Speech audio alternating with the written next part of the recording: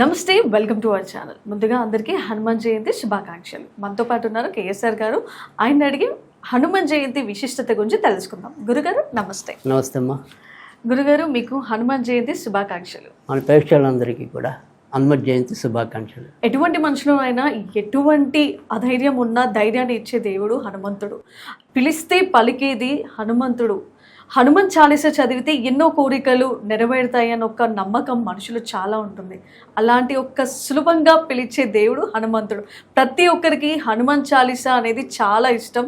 చాలామంది చదువుతూ ఉంటారు. అలాగే ప్రతి శనివారం పెళ్ళిళ్ళు అయిన వాళ్ళు కానీ పెళ్ళి కాని వాళ్ళు కానీ కూడా హనుమంతుడి యొక్క స్తోత్రం చదువుతూ హనుమంతుడి యొక్క దర్శనం చేసుకొని రావడం అయితే జరుగుతుంది. ఇలాంటి ఒక ప్రతిష్ట ఉన్న హనుమంతుడి గురించి తెలుసుకుందాం. మనతో పాటు నా కేఎస్ఆర్ గారు. హనుమంతుడిని ఎందుకు ఆరాధించాలంటారు? రైట్. చాలా శక్తివంతుడైన హనుమంతుడు మనకి అలూసంగా అంటే చాలా పిలవగానే పలికే ఒక వ్యక్తి అంటే హనుమంతుడు. సో ఇంతటి శక్తివంతుడైన హనుమంతుడిని మనం ఎందుకు ఆరాధించాలంటారు? సో ఇంత సులభంగా ప్రసన్న అవుతారు మీరే చెప్తున్నారు కాబట్టి, కోరిన వెంటనే వచ్చేస్తాడు కాబట్టి అందుకే ఆయన్ని మనం ఆరాధించాలి నెంబర్ 1 అసలు. కానీ అసలు మామూలుగా చెప్పాలంటే కనుక సరే ఇప్పుడు మీరు హనుమత్ జయంతి అనేది, సో ఈ హనుమత్ జయంతిలో కూడా మనకి 2 రకాలైన సంప్రదాయాలు ఉన్నాయి. అంటే సాధారణంగా తెలంగాణలో ఎక్కువ శాతం ఏదైతే చైత్ర శుక్ల పౌర్ణమి అనేది ఏదైతే ఉందో అది హనుమత్ జయంతిగా చెప్పబడటం అనేది ఉంది. సో ఆ రోజు ఆంజనేయుడు అవతరించాడు అని చెప్పి ఇదే విషయాన్ని మనకి స్కంద పురాణం కూడా రూఢీపరచడం అనేది ఉంటుంది. అక్కడ మనకి ఒకనొక పురుషోత్తమ క్షేత్ర మహత్యం సమయంలో అంజనీ దేవికి వాయుదేవుడు వరమందిచ్చినప్పుడు నేను నీకు చైత్ర శుక్ల పౌర్ణమి నాడు నేనే నీ కడుపున ఆ ఆంజనేయుడిగా అవతరిస్తాను అని చెప్పి. సో అందుకని ఇక్కడ చాలామంది ఈ రకంగా చేయటం అనేది ఉంది. కానీ కొన్ని పురాణాల్లో ఏం చెప్పారంటే కనుక వైశాఖ బహుళ దశమి నాడు పూర్వభద్ర నక్షత్రం కర్కాటక లగ్నంలో ఆంజనేయుడు పుట్టాడని కొంతమంది చెప్తారు. అందుకని సాధారణంగా ఇటు ఆంధ్ర వైపంతా కూడా వైశాఖ మాసంలో వచ్చే హనుమత్ జయంతిని అక్కడ ఎక్కువ ఆచరించడం అనేది ఉంది. ఇక్కడ మన వైపు అంతా కూడా సాధారణంగా ఎక్కువ శాతం అయితే కనుక ఇప్పుడు వచ్చే చైత్ర శుక్ల పౌర్ణమి నాడు వచ్చేది ఏదైతే జయంతి ఉందో దాన్నే చేయటం అనేది ఉంది. కనుక ఎవరు ఏ సంప్రదాయాన్ని పాటించినప్పటికీ కూడా, అంటే వైశాఖ మాసంలో చేసుకుందాం అనుకునే వాళ్ళు వైశాఖ మాసంలో, చైత్ర మాసంలో చేసుకుందాం అనుకుంటే చైత్ర మాసంలో, లేదా 2 రోజులు చేసుకున్న మన ఆంజనేయుడే అనుకుంటే కనుక 2 రోజుల్లో చేసుకున్నా కూడా తప్పేం లేదు. కానీ మీరు కనుక గమనించినట్టయితే కనుక మనం బాల్యమే అసలు హనుమత్ భక్తితోనే ఎక్కువ మొదలవుతుంది. అంటే మనకి ఏదైనా సరే ఒక చిన్నప్పుడు ఒక కుక్క వెంటబడవచ్చు, ఇంకోటైనా అవ్వచ్చు, ఏదైనా ఒక భయంకరమైన సంఘటన వచ్చినట్టు మనం తెలియకుండా అప్రయత్నంగా ఆంజనేయ ఆంజనేయ ఆంజనేయనో హనుమాన్ హనుమాన్ హనుమానో అలా మనకి తెలియకుండానే ఆంజనేయుడు అంటే కనుక ఎలాంటి దుష్టశక్తులనైనా సరే తరిమి కొడతాడు అనే ఒక రకమైన బలమైన భావన. సో ఆ రకంగానే మనం ఎక్కువ కూడా ఆంజనేయుని అనుకుంటాం. తర్వాత రెండోది ఏంటంటే ఆయన చిరంజీవిగా అభివర్ణిస్తున్నాం, అంటే ఇప్పటికీ కూడా ఆయన బతికే ఉన్నాడు అని చెప్పి. సో కలియుగంలో అందుకని చాలా సులభంగా ప్రసన్నమయ్యే దేవుడు ఎవరై అంటే కనుక ఆంజనేయుడు. తర్వాత రెండోది ఏంటంటే ఇటు ఆంజనేయుడిని మనం శివుడిగా అంటే శివభక్తుడిగా అని, లేదా ఇటు వైష్ణవులు అనుకుంటే వైష్ణవ భక్తుడని ఎవరికి మనం ఆపాదించడం. కానీ ఇక్కడ రాముడు భక్తుడిగా మాత్రం మనము ఆరాధిస్తూ ఉంటాం. రైట్. కానీ రుద్రాంశ సంభూతుడు అంటే ఆయన శివుడి యొక్క అంశతో జన్మించిన వాడు. అందుకని ఆంజనేయుని కనుక పూజించినట్టయితే కనుక ఏమంటే 3 కోట్ల 30 కోట్ల ఎంతమంది దేవతలు ఉంటే అంతమంది ఆ దేవతలందరినీ పూజించినట్లే.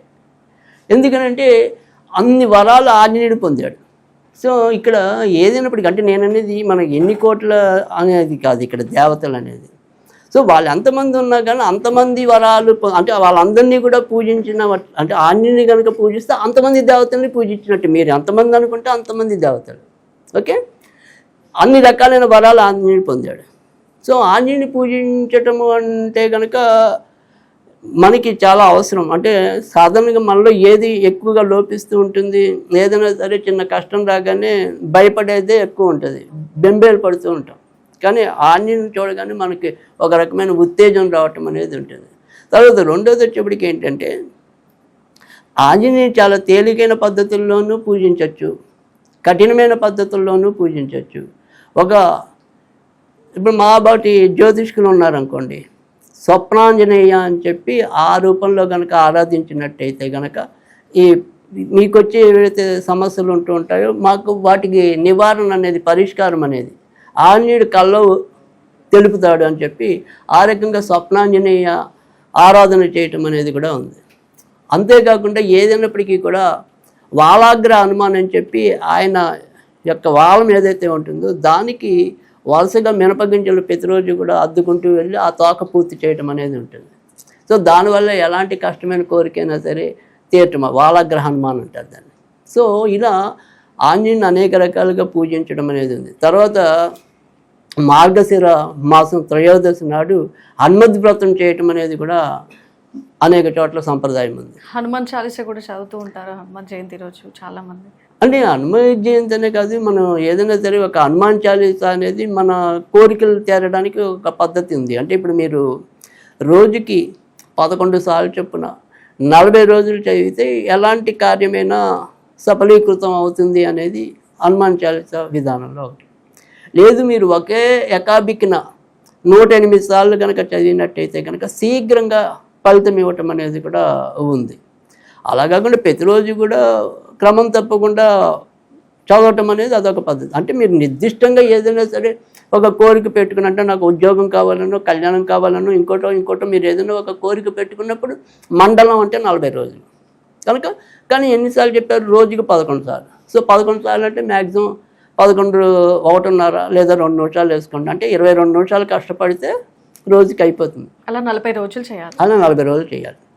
అప్పుడు ఖచ్చితంగా మనం అనుకున్న కోరిక అది కాదు. మీకు ఇంకా ఎక్కువ శక్తి, ఇంకా ఎక్కువ ఓపిక, ఇంకా ఎక్కువ ఇది ఉందనుకోండి, నాకంటే అది కాక 40 రోజులు చేసేదానికంటే ఒకేసారి కష్టపడిపోతే మొత్తం పని అంతా అయిపోతుంది అనుకుంటే కనుక 108 సార్లు ఒకేసారి చదివినట్టయితే కనుక ఖచ్చితంగా అది కూడా మనకి ఫలితం ఇవ్వటం అనేది. ఒకే రోజు 108 ఒకేసారి అది కనీసం ఒక 5-6 గంటలు పడుతుంది.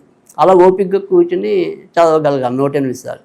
అలా చదివినా కూడా మీకు అదే రకమైన ఫలితం రావటం అనేది. కనుక హనుమాన్ చాలీసా అనే విధానంలో అది చెప్పడం అనేది ఉంది. ఇంచుమించు మనకి 40 దోహాలు అంటారు వాటిని. సో మనం తెలుగులో అయితే శ్లోకాలు అంటాం, అది తులసీదాస్ రచించాడు కాబట్టి దోహా అంటారు వాటిని. సో 2 లైన్స్ ఉంటాయి. సో అలా ఇంచుమించు 40 ఉంటాయి. సో అందుకని 40 చదవటం అనేది స్టాంజాస్ 40 అవి మనం చదవాలి. అలా చేయటం అనేది ఒక పద్ధతి. అయితే హనుమాన్ చాలీసా అనేది సరే అది తులసీదాస్ మనకి ఇచ్చింది. కానీ దీనికన్నా కూడా మీకు ఇంకా కొద్దిగా మంచి ఫలితం రావాలంటే కనుక హనుమత్సూక్తం అని ఉంటుంది ఒకటి. అదైతే ఒక 10 వాక్యాలు ఉంటుంది, ఇంచుమించు కొద్దిగా వచనంలానే ఉంటుంది. ఆ రకంగా కూడా చేయటం అనేది అదొకటి. తర్వాత ఇంకా అందరికీ తెలిసిన పద్ధతి, ఎక్కువ మంది మనకి ఏదైనా సరే ఇప్పుడు సాధారణంగా కష్టాలు వచ్చినప్పుడు మనకి చాలామంది సుందరకాండ పారాయణం చేయమంటారు. సో సుందరకాండ పారాయణ అనేది కూడా మెయిన్ అంతా కూడా ఆంజనేయుడు సీత మధ్య ఉన్న వృత్తాంతం తెలిపేదంతా కూడా అది సుందరకాండ. అది సో ఆ సుందరకాండ ఎవరైతే పారాయణ చేస్తారో ఖచ్చితంగా వాళ్ళ కోరికలు కూడా నెరవేరబడతాయి అనేది. సో ఆంజనేయుడిని ఆరాధించడం అనేది అనేక రకాలైన పద్ధతులని మీరు చెప్పినట్టుగా ఏ పద్ధతి అయినా పాటించినప్పటికీ కూడా సులభంగా ప్రసన్నమవ్వగలిగే దేవుడు ఎవరయ్యా అంటే కనుక ఆంజనేయుడే. సో ఈ ఆంజనేయుని పూజించడం వల్ల పలానా కోరిక నెరవేరదు, పలానా కోరిక మాత్రమే నెరవేరుతుంది అనేది ఏం లేదు. సో మనకు ఎలాంటి కోరిక ఉన్నప్పటికీ కూడా ఆ కోరికలు ఎంత పెద్దవైనా సరే తీర్చగలిగే దైవం ఎవరై అంటే కనుక అది ఖచ్చితంగా హనుమంతుడే. సో ఈ పరాశర స్మృతిలో పూర్తిగా మనకి ఆంజనేయుని ఎలా పూజించాలి, ఏ రకంగా అర్చన చేయాలి, ఇలాంటి వివరాలన్నీ కూడా మనకి పరాశర ఏమంటాం స్మృతిలో రావటం అనేది ఉంటుంది. సో అందులో ఆ రకంగా హనుమంతుడు అంతా విషయాలు మనకి తెలియటం అనేది కూడా ఉంటుంది. స్కంద పురాణంలో హనుమంతుడు ఏ విధంగా పుట్టాడు అనేది కొంతవరకు మనకి రావటం అనేది జరుగుతుంది. సో ఎలాగైనప్పటికీ కూడా ఆంజనేయుని ఎంతలా పూజిస్తామనేది కాదు, ఎంత భక్తితో పూజిస్తామనేది అవసరం. ఆంజనేయుడికి తర్వాత రెండోది వచ్చేప్పటికి ఏంటంటే అందరికీ తెలిసిన విషయాలే. సో ఆంజనేయుడికి సింధూరం అంటే కనుక చాలా ఇష్టం. ఎందుకని ఇష్టము అంటే కనుక ఒకానొక సందర్భంలో సీతాదేవి సింధూరం పెట్టుకుంటుంది తన నుదుటిన. అమ్మ ఎందుకమ్మా నువ్వు అక్కడ ఆ రకమైన బొట్టు ధరించావు అంటే కనుక మీ స్వామివారికి అక్కడ పెట్టుకుంటే చాలా ఇష్టం అంటే ఇక్కడ కేవలం ఇక్కడ ఒక్క చోట పెట్టుకుంటేనే ఆయనకి అంత ఇష్టమైనప్పుడు నేను ఒళ్ళంతా రాసేసుకుంటానని ఒళ్ళంతా రాసుకుంటే మరి ఇంకెంత ప్రేమ ఉంటుందో కదా అని చెప్పి అందుకని ఆంజనేయుడికి సీతాదేవికి అంత ఇష్టమైనది మరి తను పూజించే స్వామికి కూడా అంత ఇష్టమైనది కాబట్టి ఆంజనేయ భక్తులందరూ కూడా సింధూరం ధరించడం అనేది ఆనవాయితీగా రావటం అనేది కూడా అందుకే. అలాగే అసలు మామూలుగా అయితే కనుక ఆంజనేయుడు పుట్టింది మామూలుగా అయితే కనుక శనివారం నాడు, కానీ ఈ సింధూరం రూపంలో చూసింది మంగళవారం నాడు. అందుకే మంగళవారం శనివారం కూడా ఆంజనేయుని పూజించడానికి అనువైన రోజులుగా మనం చెప్పడం అనేది ఉంది.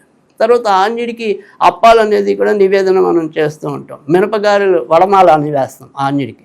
ఇంకోటి ఎక్కువగా మనం తమలపాకులు అలంకరిస్తారు మొత్తం కూడా కదా. అందుకని మనం ఏదైనా సరే ఈ రెమెడీస్ అవి చెప్పినప్పుడు సాధారణంగా సింధూరంతో కానీ తమలపాకులతో కానీ అర్చన చేయించుకోండి అని కూడా మనం చెప్తూ ఉంటాం.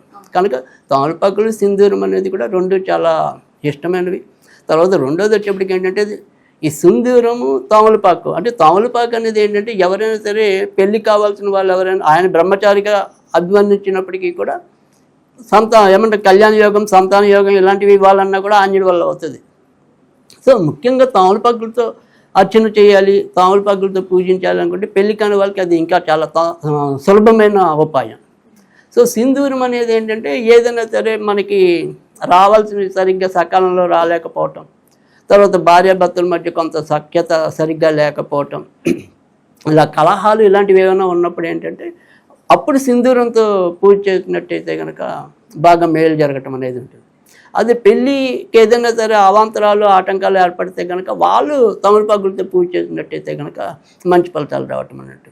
సో ఈ రెండు పద్ధతుల్లో ఏ పద్ధతి అయినా చేసుకోవచ్చు, కానీ ఖచ్చితంగా ఆంజనేయుడు అయితే మనకు పిలిస్తే పలికే దైవం. చాలా చక్కగా చెప్పారు గురుగారు. మరో ఎపిసోడ్లో మళ్ళీ కలుసుకుందాం. అంతవరకు నమస్తే.